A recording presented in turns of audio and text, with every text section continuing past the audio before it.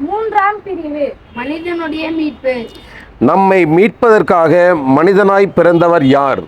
மூவரு கடவுளின் இரண்டாம் ஆளாய் இருக்கிற மகனாகிய கடவுள்தான். அவர் எப்படி கருவுற்று பிறந்தார்?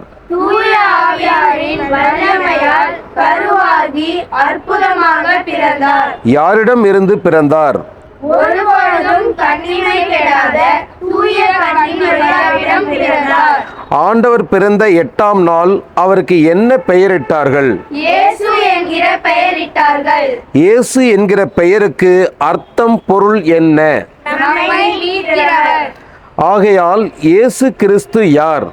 நம்மை மீட்பதற்காக மனிதனாய் பிறந்த மகனாகிய கடவுள். இயேசு இவ்வுலகத்தில் எத்தனை வருட காலம் இருந்தார்? 33 வருட காலம் இருந்தார். இவ்வுலகத்திலே என்ன செய்து கொண்டு இருந்தார்? எல்லா நற்செயல்களையும் அற்புதங்களையும் செய்து தம்முடைய திருமறையை போதித்து திருத்தூதர்களை ஏற்படுத்தினார். இயேசு கிறிஸ்துவுக்கு எத்தனை இயல்பு உண்டு? இறை இயல்பு மனித இயல்பு ஆகிய 2 இயல்புகள் உண்டு.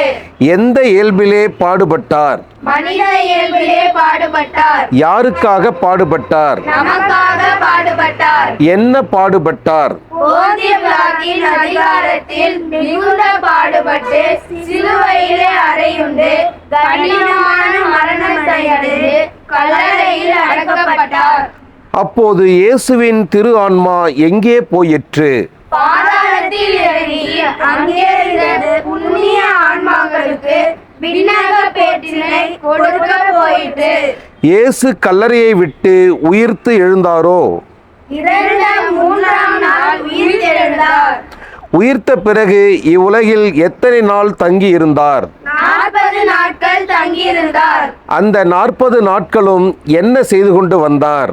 பலமுறை தம் சீடர்களுக்கு தோன்றி அவர்களை மறை உண்மைகளில் உறுதிப்படுத்தி கொண்டு வந்தார். 40ஆம் நாள் எங்கே எழுந்தருளி போனார்? விண்ணகத்துக்கு எழுந்தருளி எல்லாம் வல்ல தந்தையாகிய இறைவனுடைய வலது பக்கத்தில் அமர்ந்திருக்கிறார். இப்போது இயேசு கிறிஸ்து எங்கே இருக்கிறார்? இறைவனாகிய மட்டும் எங்கும் இருக்கிறார். இறைவனும் மனிதனுமாகிய மட்டும் விண்ணகத்திலும் நற்கருணையிலும் இருக்கிறார்.